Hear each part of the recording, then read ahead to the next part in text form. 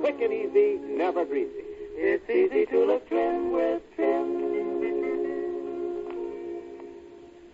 Men, you're using your head to get ahead when you groom your hair with Trim Hair Tonic. For Trim grooms hair in a handsome, natural way. Sets you apart as a man who's going places.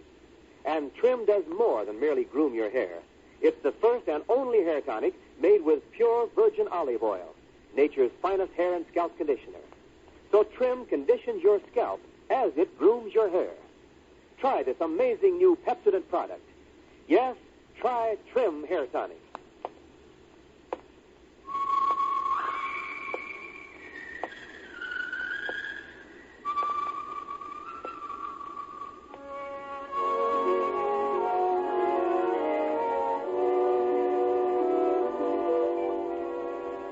The Saint, based on characters created by Leslie Charteris and known to millions from books, magazines, and motion pictures. The Robin Hood of modern crime now comes to radio, starring Hollywood's brilliant and talented actor Vincent Price as The Saint.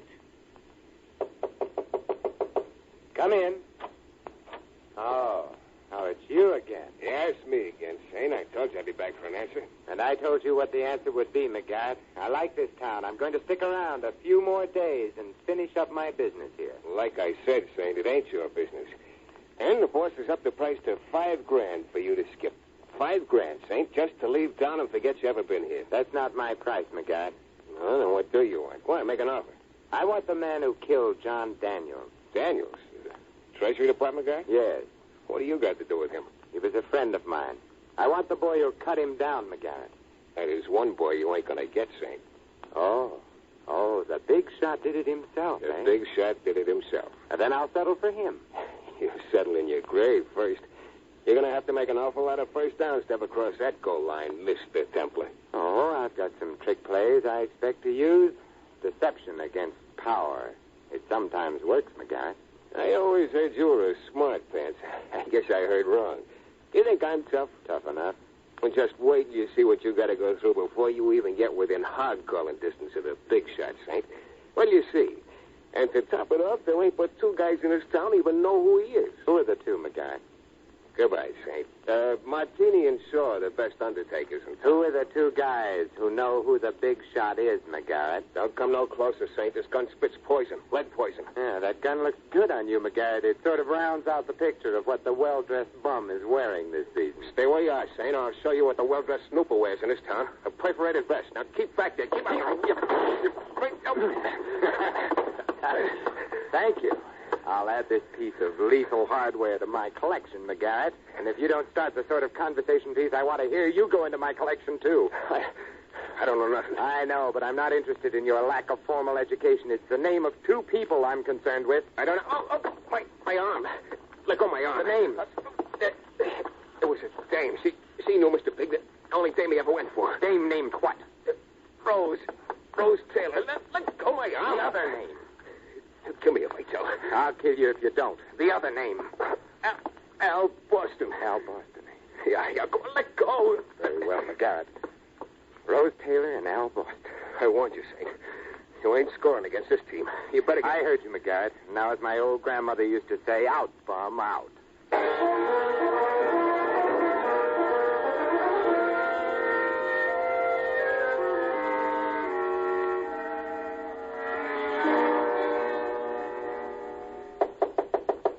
Yes, I'm coming. Do I know you? Not yet, Rose. Not ever. Come now, Rose. Is it polite to shut the door on a man's toes? I give you my word I'm not a brush salesman. Why, I haven't got a brush to my name. Then I'll give you one. Scram, mister. I don't like snoopers. Stop pushing you. All right, so you're in. So what do we do now, dance? Yes, or sing, perhaps. You couldn't buy a song from me. Not even a little song? A man's name? Who? The man behind the men behind the guns, Rose. Mr. Important. That's no small music, mister. That's the whole opera. Are you afraid of him, too, Rose? In this town, the best way to stay healthy is to stay afraid. I'm scared of everyone, mister. I'm even as scared of you. Maybe I should have taken off the pumpkin head when Halloween was over, like the rest of the children. You've got a bug buzzing inside you, mister. It's going to get you killed unless you stop it from asking the wrong kind of questions. What's What's your target, anyway? My target? The electric chair. And I intend to dump my ammunition squarely in it. A man named John Daniels was killed by a man I'm going to meet very soon. You're dead, mister. You're all dead. All that's needed to make it legal for the buzzards is for you to lie down. Oh, you're dead. Well, as long as I don't know it, it won't hurt me. You better go. If anyone knew I was within 10 yards of a guy as red hot as you, mister, they'd burn me down, too. Please go. Where can I find the big shot? I never heard tell of any big shot. You're barking up the wrong tombstone, mister. You're a morbid little girl, aren't you? Like I said, in this town, death is always looking in on you. Anyone you meet can be the butcher, even you. Now go, I'm scared. What if someone tailed you to me? What if... What's that? You were tailed. You must have got into the fire escape and... Down, get down. Rose. You were tailed. You... Rose. Yes. Yes, I was tailed. Too bad you were the one who had to be tagged.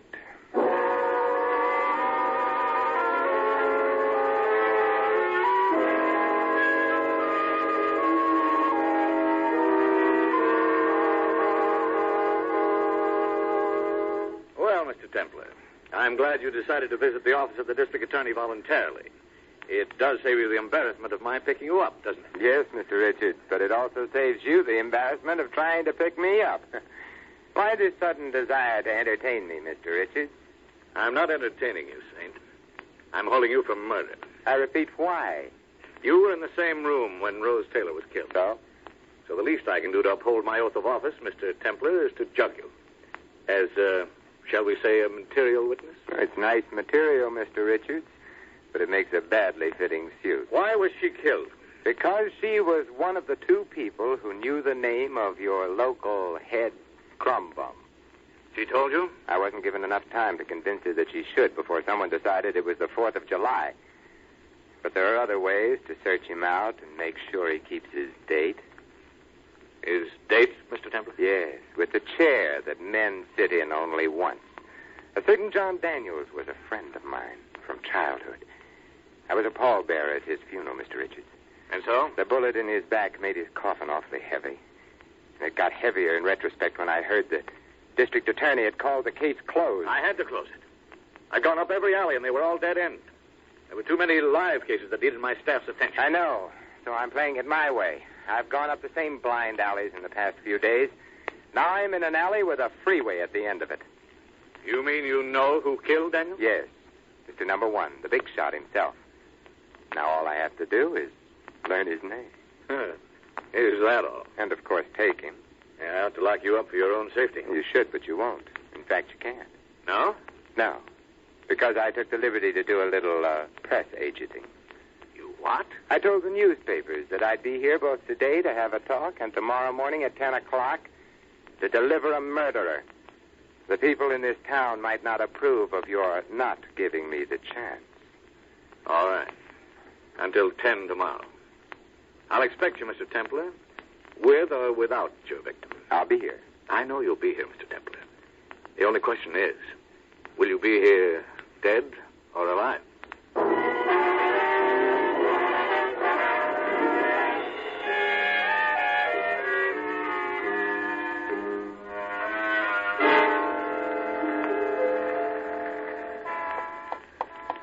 Templar. Simon Templar? Yes, Oh, you startled me. For a moment, I thought you were someone else. Who, Mr. Templar? Someone who couldn't possibly walk up to me on the street. Who are you? Her sister. Rose Taylor's sister? The late Rose Taylor's sister, Mr. Templar. But does one call you Saint? It doesn't matter. Why did you kill her? There's only one possible answer to that. I didn't. I don't believe you. No. Don't reach into that pocket, Saint. Not unless you're completely bored with life. Bored? Oh, on the contrary. So far, my life with you has been one continual round of excitement. Next, I suppose you'll suggest we fly away to the Cosmos. Something like that. Only I had the bar up the street in mind as the place to fly away to. I don't drink with people I don't trust. So let's fly my way. Come. And in case you're thinking of lingering, remember I've got a hand on my pocketbook. And a finger that isn't convinced you didn't kill Rose. I bet it's a 25 with a mother-of-pearl handle. You win the bet. It's a small gun, but when the bullets hit, they feel big. Come. Where are we going? Someone wants to see you. And you were delegated to haul me in, a mere girl with a mere 25. I wasn't delegated, mister. I begged for the job. I'm flattered. Don't be. I begged for the job because I was hoping you'd try not to come. Rose was my only sister. Come on, come on. One more question before I decide whether or not to be shot or hijacked. Whom are we calling on? Al Boston. I'm his secretary. He wants to see you. Rest your trigger finger, lady. That's exactly what I feel like doing, too.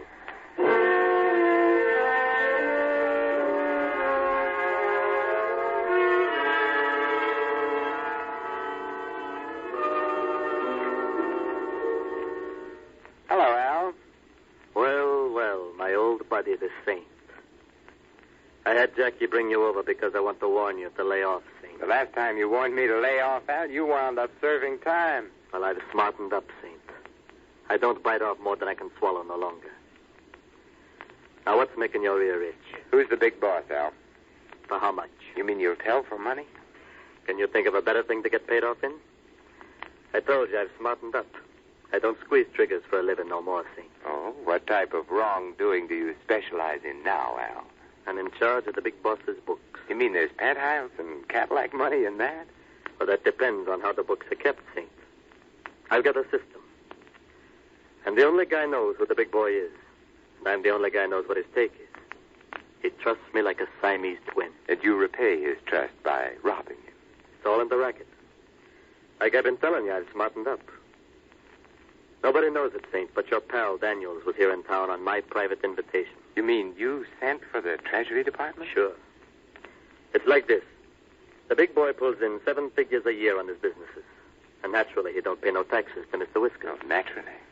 There's a fortune to our uncle in back tax stuff. Only our uncle don't know he's got it coming. So I thought he should. Out of patriotism, of course. Yeah, out of patriotism. They always treated me so nice in Leavenworth. Out of patriotism and 10%, Saint. 10%? Yeah. That's what Uncle Sammy's kept me in for helping to catch a tax dodger. Trouble was, the boss got wise to what Daniels was up to and gave him one through the lungs. Well, how fortunate he didn't get wise to you, Al. Yeah. But I've smartened up, Saint. I've smartened up. This package just came out. Feels like ledgers. Oh, yeah, I've been expecting that, Jackie. I better get into these books right away. I'm going out. Goodbye, Al. Goodbye. Another set of books to juggle, Al? Yeah, from one of the joints. I better open this up and see which one. Al, drop it. Get down. Al. Al. Oh. Like I told you, Saint. I've smartened up. Yes. You've smartened up, Al. But I'm afraid someone else is just a little smarter.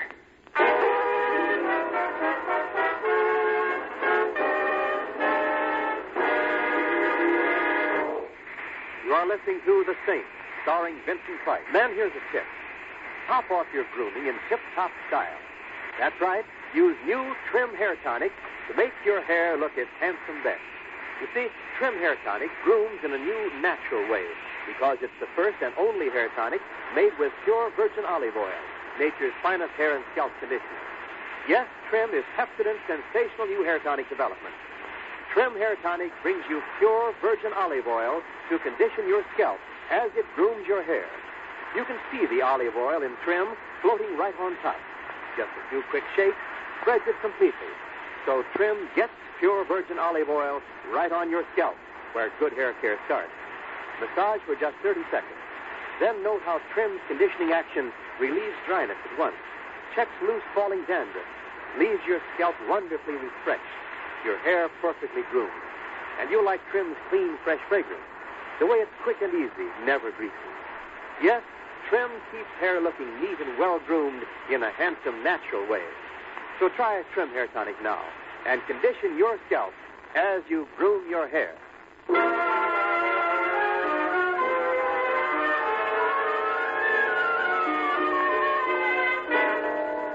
We continue now with Vincent Price as The Saint.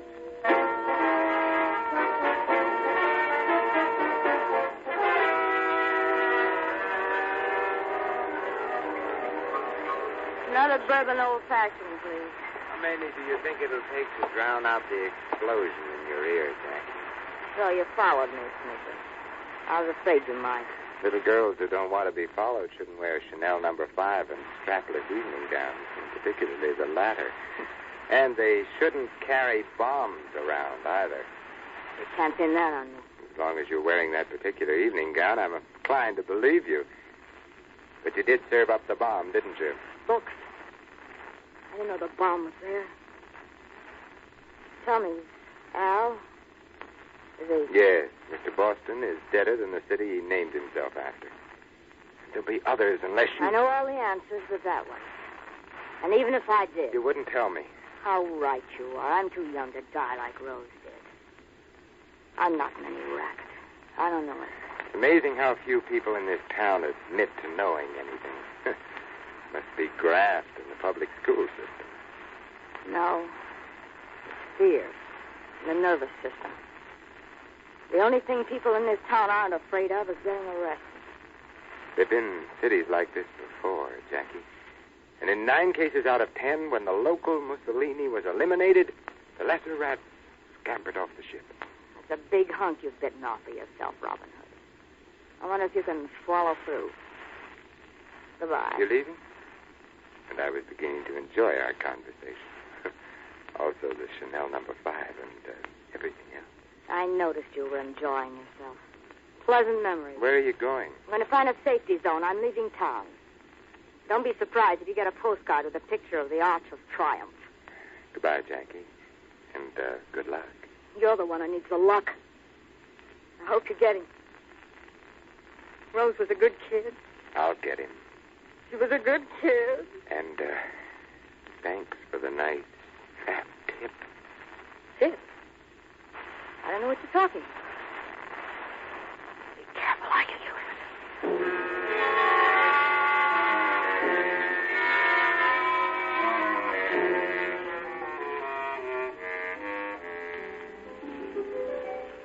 Well, Mr. Templar, how convenient of the newspaper to keep its reference files open at night. Are you a professional busybody, or have you an axe to grind, too? Oh, dear me, I'm not a busybody, Mr. Templar, nor do I have an axe to grind.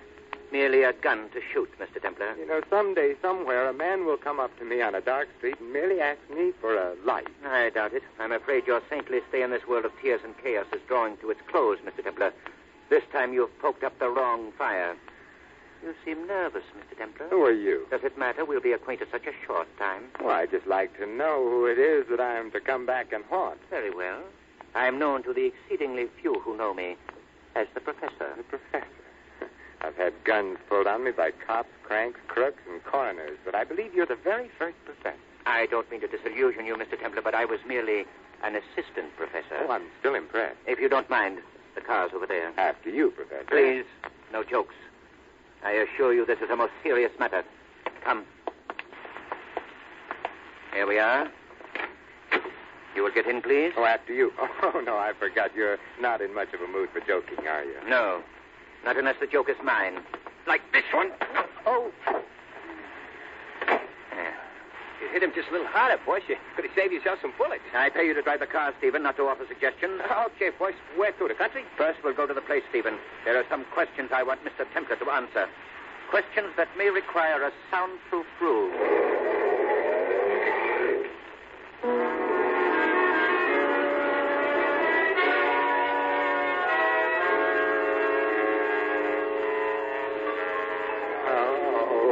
Wake up, Mr. Templar.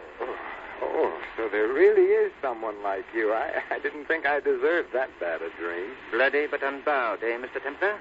For a moment I was afraid I might have been a trifle too energetic on your skull. I hate to boast, Professor, but my skull's been creased before by experts. In fact, it has more treads in it than Goodrich puts in his tires. Still fond of your little jokes, I see. How unfortunate they must be wasted on me.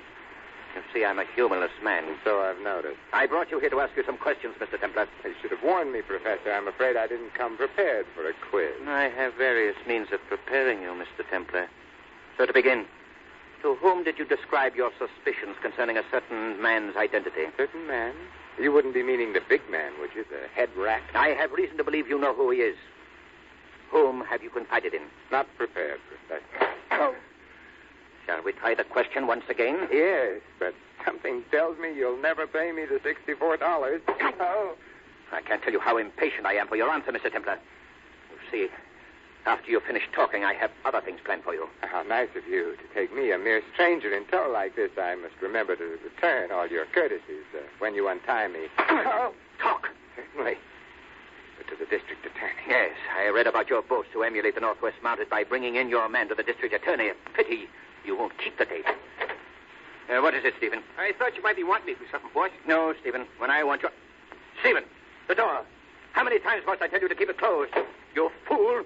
You know how I feel about an open door. But no bugs came in, boss. There practically ain't any this time of the year anyway. You tell me, a former professor of entomology? Assistant professor. Leave, Stephen. Leave at once before I do something we'll both be sorry for. Okay, boss, okay. Fool. You know, it took me a little time to catch on to your particular type of insanity, Professor, but I see it all now. Do you, Mr. A Templar? professor of entomology, eh? The study of insects. And you studied them so hard, Professor, you're cracked. Silence. You're not in the classroom now with your students and your specimen bottles, Professor. You're in the big leagues now, in the World Series, Professor. You got to know everything there was to know about insects, didn't you? You knew them so well you became afraid of them. Shut up. It is something to get afraid of when you turn your imagination loose on the subject, Professor. When you consider how many millions of insects there are for each human being. Stop it. I said stop it. There's a fly on your sleeve, No. Professor. Stop it. And I think I just saw a mosquito. I said stop it. Look, a moth. No, stop it. Look over there. No. Crickets, Professor. Roaches, locusts, spiders. Spiders. You'll have to untie me if you want me to help you. You'll have to, Professor. Grasshoppers over there, Professor. And there's the centipede. The ropes, Professor, the ropes. Yes, I'll tell you. Oh, help me. Help me. There. Now you can save me. Oh, please. Please help me. Certainly. The first thing to do is to get all these crawling, sliding things out of your mind. Oh, that's easy. All you have to do is relax. Looks like I'll be able to keep my date with the district attorney after all, Professor. My old grandmother used to say, "Nat to you."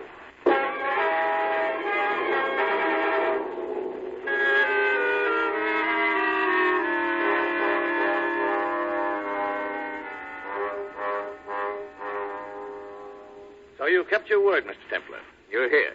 And alive. Yes, I'm here. Despite the obstacle course of desperados I've run through since our last little talk, Mr. Richards. I'm sorry to say I don't see you a prisoner, Mr. Templar.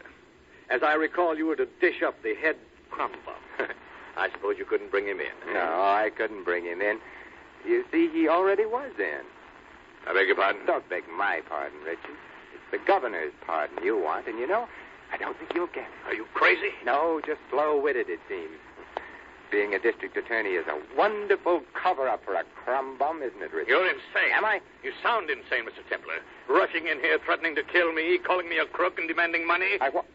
Oh, I see. Of course, I'd be perfectly willing to forget all of these things. And the various other offenses I find it so cozy to dream up. If you'll just quietly leave town and pretend you were never here. You mean just force from my memory some of the happiest moments of my life, Mr. District Attorney? Oh, no, you're asking too much. Then it looks as though we've reached a stalemate, Templar. Unless, of course, one of us chooses to get violent. Once I catch a murderer, Mr. Richards, I leave all further violence to the state executioner. Once you catch him, Templar. Right now, you seem to be in the disturbing position of the hunter who caught a tiger by the tail. Put up your hands. Huh? Oh, you mean over my head? Your bug-crazy professor made me keep them at my sides. Templar, who gave me away? It was a remark I heard, Mr. Richards. I was told that the only thing in this town people aren't afraid of is getting arrested. So? So I checked Mr. District Attorney's record in the newspaper files. You have an abominable batting average, Richards.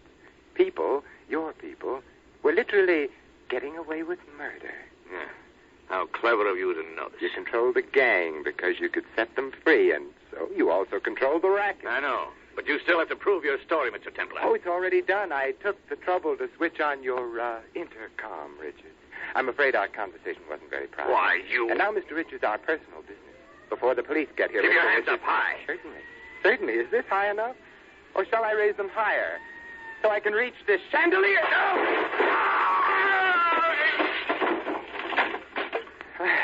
Have a nice nap, Mr. Richards. I'm sorry I tore up your chandelier, but my old grandmother always taught me to put out the lights before going to sleep.